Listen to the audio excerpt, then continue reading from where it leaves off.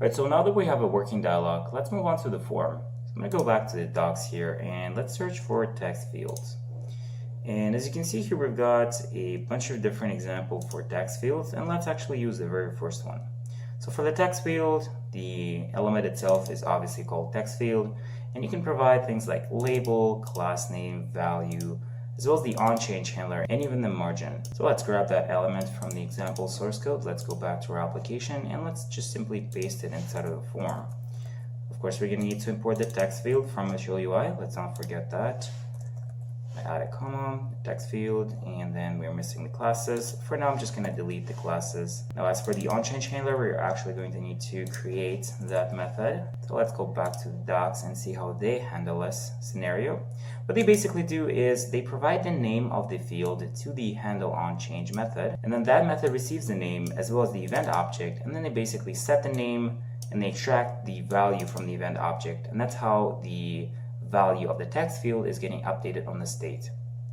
That's actually one of the reasons that we had to make this component a stateful component, such that it's going to encapsulate its own form data until you click the create button. And basically once you click on the create button, that's going to submit the form, and we're going to call it prop that's going to be received from the parent.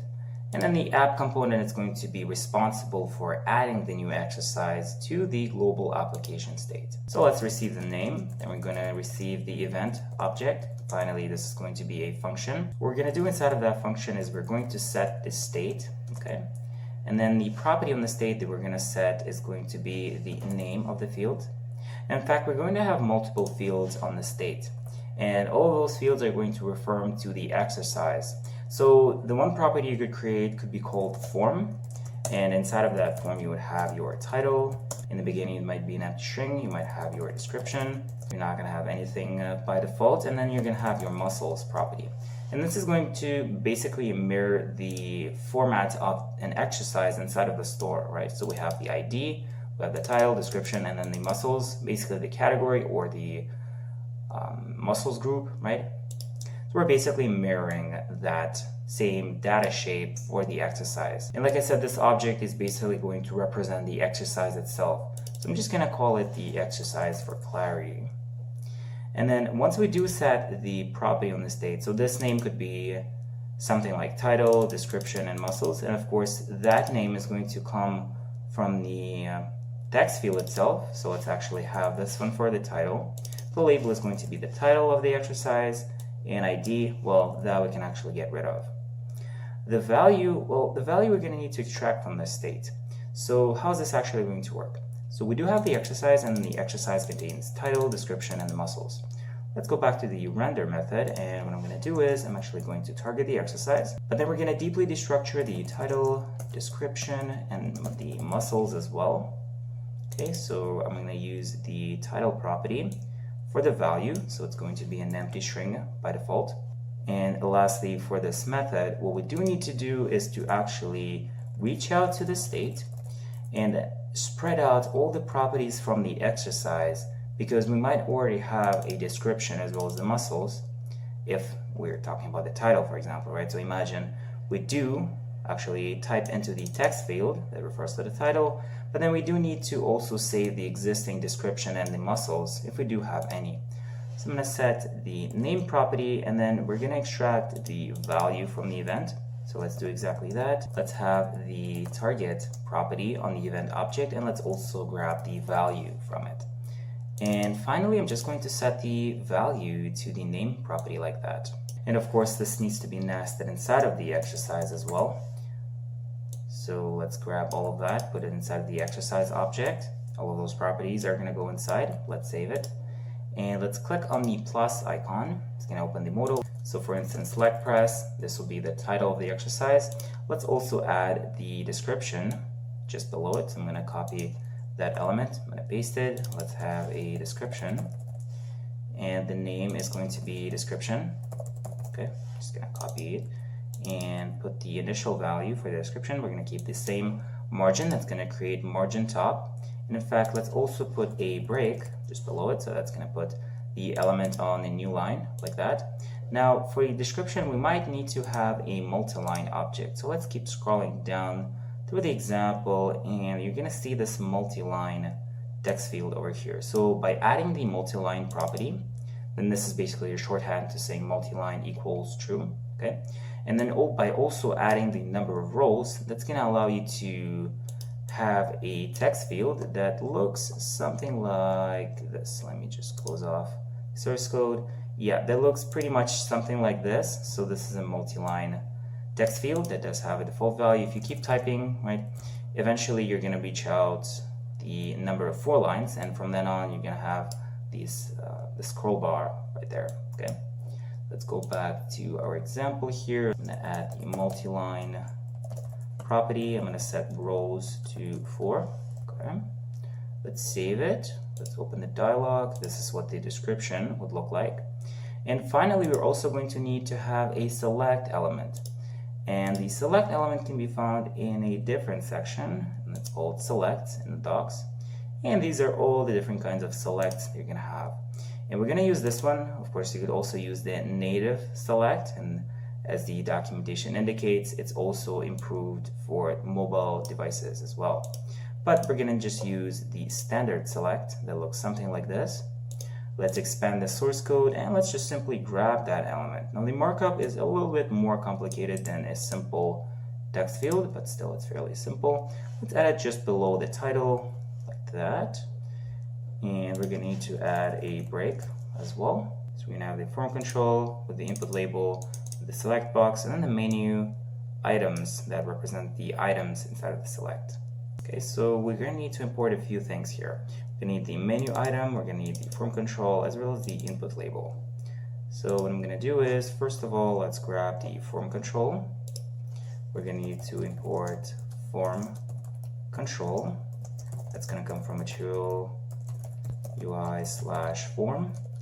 We're gonna need one for input label. Let's see where that one comes from. Input label comes from /input. So we're gonna do that.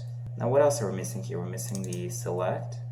The select can be extracted on its own. So from material UI, it's just simply appended to the end of the list. And finally, we're gonna need to have the menu item. So let's extract the menu item. This one's gonna come from /menu. Let's save that. Now what we do need to do though is we need to remove these class names for now. For the input label itself, this one is going to reference the muscles property, and this one is going to refer to the muscles. Okay, basically the muscles group, or basically the category that you can also see back in the store over here. These are the different categories that we define. As for the initial value in the select, this one is also going to refer to the muscles property that we extracted from the state over here. And then we can also remove the input props. For the onChange handler, this one is going to need to receive the muscles. So we're going to save that. And then the first one we can get rid of. Here we're basically going to need to map through the muscles or the categories. I'm going to call it categories. And of course this one is going to need to come from the parent. The parent is going to be responsible for passing this prop, and that's called the map function. We're going to have a category, and then for every category we're going to display a menu item, of course. So let's paste that in and remove the other ones. And then of course the categories, like I said, well, that's going to need to come from the header, right? So we're going to need to have a categories property. In fact, let's actually call it muscles, because that's what the property name is inside of the app component. These are the muscles that come directly from the store. Let's grab those muscles and let's also pass them down to the header component. So I'm going to pass the muscles, let's save the file back in the header. The muscles are going to go directly to create dialog element. So let's add those as well. And finally, because we already have the muscles property that is coming directly from the state, from the exercise on the state, what I'm going to do is I'm actually going to extract another constant, and the name of that property is muscles, but I'm actually going to call it categories, and this one's going to come from this props like that. So we're going to grab the categories, and then we're going to map through them with the map function. Now for the value, we can grab the category itself, and then the text of the menu item is also going to be the category. So this would be something like shoulders or arms or legs. If you open up the dialog, you can already see the muscles inside of the drop-down list. But of course, we're not done here. We also need to adjust the width of the elements over here, and for that we can go back to the documentation. And if you've been glancing over documentation, you've probably already seen this weird syntax where they basically define the styles to a function that receives a theme and returns an object. And as you can see, this object resembles the CSS properties that you would typically see defined in CSS style sheets file, right? So you might have your root element, this will be the class name for your element, and then you also define these styles for that CSS or HTML element. So you might have your display properties set to flex, you might have your flex wrap set to wrap, and of course you could do the same thing for every other element that you like to define. What happens next is inside of Material UI, what they basically do is at the end of the file, they call this with styles method, and they pass the styles object as being defined at the top of the file over here, this one, constant. And what happens is that styles object is being injected inside of the React component, and by the end of that transformation, we end up with the classes property on the props. And we can reference that classes property like so, for example. So they have a form element that has a class name, just a regular class name attribute.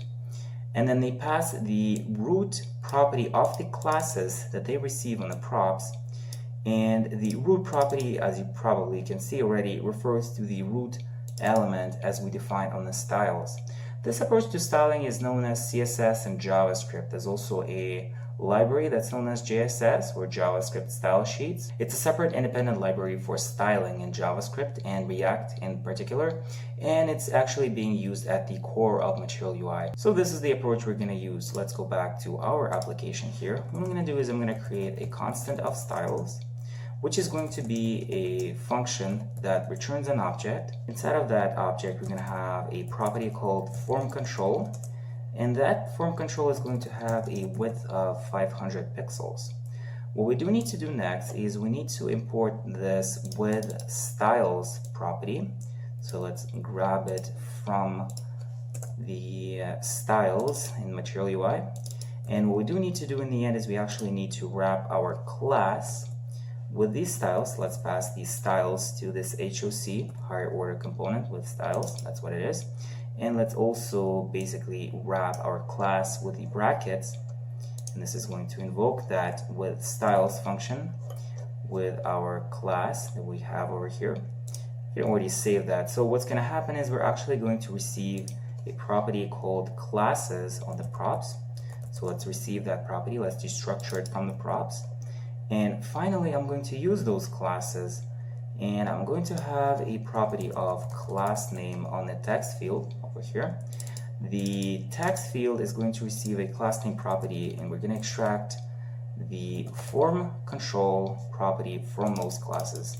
So let's save this and let's actually open up the dialog. As you can see, the title is going to be expanded to 500 pixels because that's the width that we have defined on the form control element, actually on that class. So I'm going to grab this property called class name. I'm going to do the same thing for form control, and I'm also going to do the same thing for our description so that every element in the form is going to have the same width. And this is what it's going to look like. So we've got our list of muscles, we've got the title, we've also got the description. And the one last thing that we are missing actually is we're missing the on-click handler on the button. So what I'm going to do is I'm actually going to put the different properties over here in a separate line. And I'm going to add on click to the button. And let's create a new method. We're going to call it handle submit. So you can think of this button as something that triggers the submit event on the form. And then we're going to have a function. Okay. The first thing that we need to do though is validation. So I'm going to leave a to-do note that we do have to come back to this method and then validate the form before we basically submit it or before we do anything with that form. The next thing that we could do is we could actually extract the exercise from the state. So let's actually destructure it exercise from our state. This would be the exercise object. And once we do have the exercise, well, we can actually call a method on the props. And that method could be called something like onCreate. And we're going to pass the exercise into it. And of course, this method doesn't exist yet, so we're going to need to pass it from the header. This method is going to be called in response to a new exercise being created. So let's create another prop, perhaps on exercise create. This one's going to need to come from the app component, of course. So I'm going to go back to app. We're going to need to pass a new property. And of course, we're going to need to create a new method. So let's call it handle exercise create. In fact, I'm going to follow the same convention for method names. So I'm going to remove that ed ending from the end of methods. Let's keep it in present tense. And we also need to create that handle exercise create method, of course.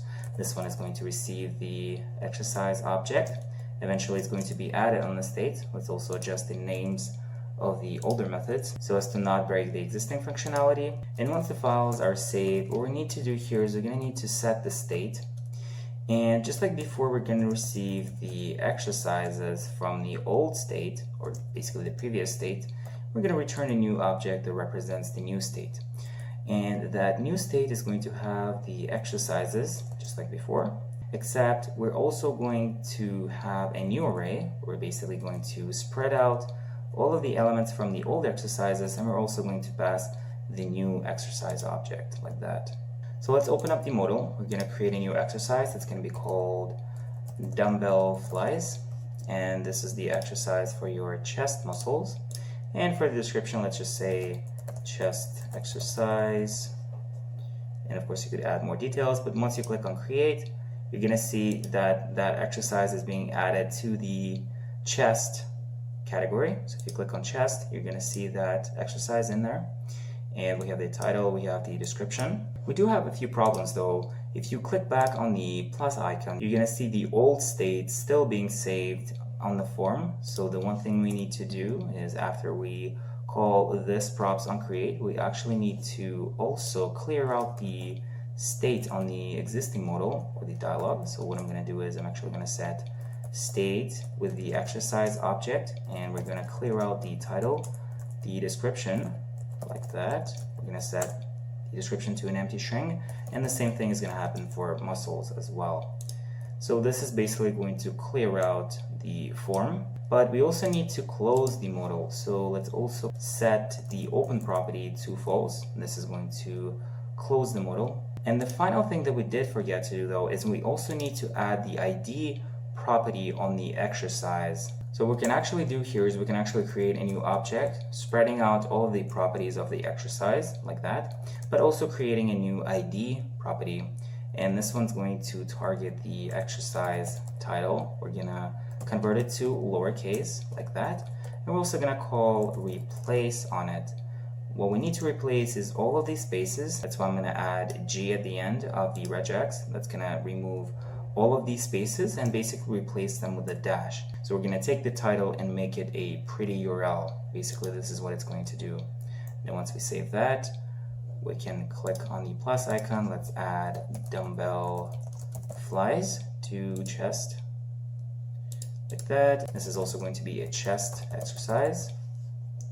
Then we click on create. That's going to close the modal. That's also going to clear out the fields on the form. And it's also going to add the exercise to the chest category, as you can see over there. So if I click on chest, you can see all of the exercises for the chest, and this is our exercise that we just created.